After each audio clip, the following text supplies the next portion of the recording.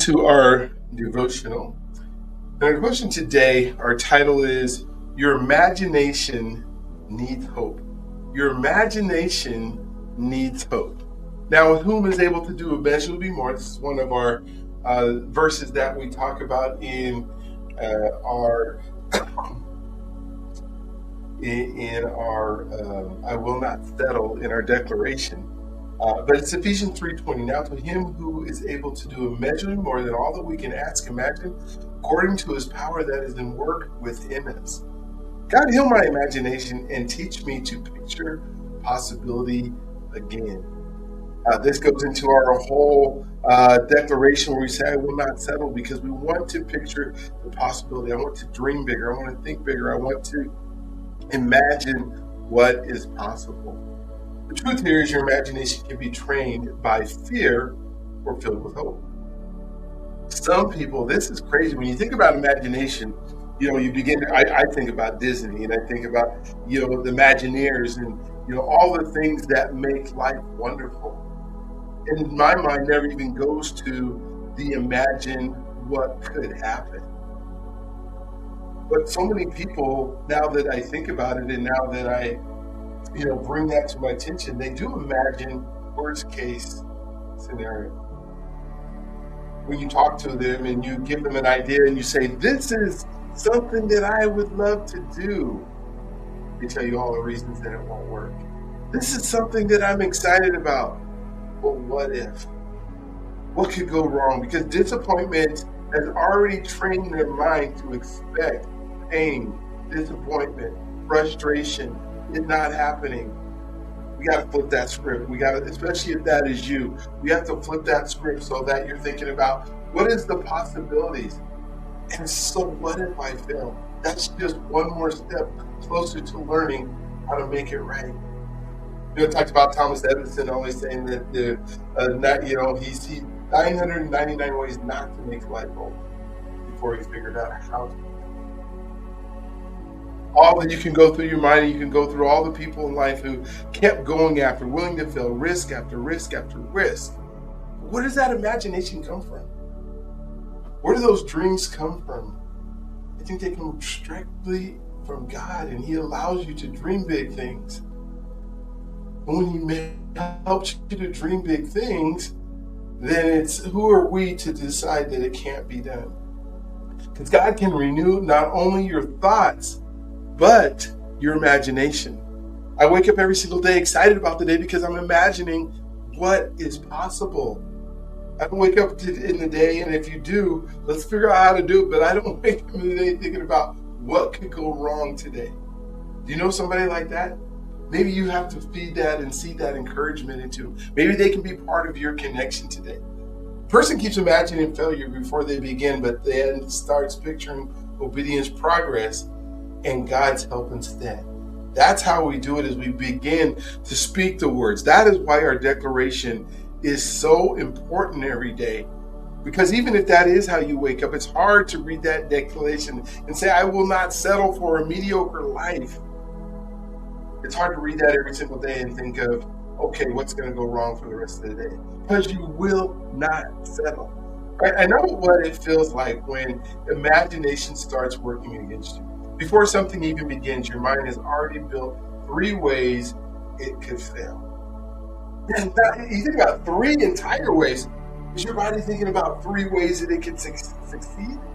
Or is it starting with 3 ways? Because it's easier to think about what could go wrong than it is to imagine, because we get disappointed when the things that we imagine that could go well don't go the way that we think it should go. But do we do that on the end? If we think that things are going to fail and then they don't, do we reverse that? You see, the closed door before you see the possibility. You imagine the rejection before you take the first step. I had to realize that fear had been using my imagination as a projector. It was showing me pictures God never gave me.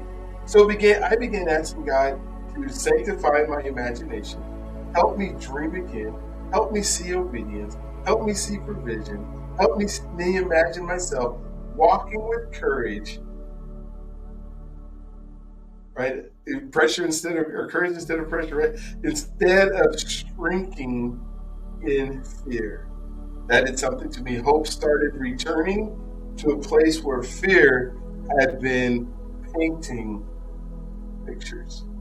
So when we think about our mind and how our mind works, mental imagery and what we see in our mind and what we focus on, when we think about mental imagery, and I like to change the color on how our mind works just a little bit as we, actually I want the text color to be this, so that you can even just separate this if you go back and look at it. But mental imagery affects emotion and motivation. I just realized I did not put this on this page, so I apologize. I didn't put it up here, but I'll put it up here for you now.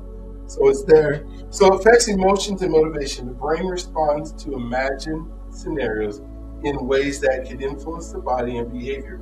If you repeatedly imagine future, the brain may prepare for threat. But hopeful, realistic imagery can support motivation, confidence, readiness for action.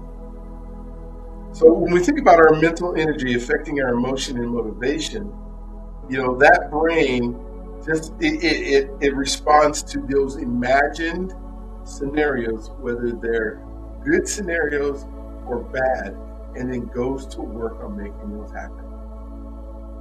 If all you think about, if you thought about the where they said when you're learning how to drive, I don't know if you remember this, when you're learning how to drive, they tell you to look straight down the road and not focus on an object that is down the street, because your mind and your body and everything else will steer towards that object. And some people actually hit objects because they're staring at what's in front of them. Same thing happens in your mind. If your imagination is saying this is going to be an awful day, there's nothing that's going to go right in my life, and now your body and your mind is directing you and steering you right towards it. So the heart connection today is fear can paint pictures, but hope can too. Just remember that both work. What would you rather steer towards the connection that is good than the connection that's bad? The invitation is, what has fear been showing you in your imagination? What has fear been showing you in your imagination? So the practice is to spend 2 minutes imagining yourself responding to one challenge with faith, wisdom, and peace. The short prayer is, renew my imagination and fill it with hope, courage, and possibility. Lord, renew my imagination and fill it with hope, courage, and possibility. Your blessing is, may your imagination be healed from fear and filled with God-breathed hope. Okay, our reflection today, and always our first word is, the first sentence is a question that the answer is yes. Do you think imagination can be shaped by fear or hope? Always yes. Then the next questions are directly for you. What helps you imagine a possibility again? Why is hope important for moving forward? All right, I'm going to put those into the chat so that you will have them, that you'll be able to ponder on them, that you will be able to look at them. And so they're going directly into there. And we are going to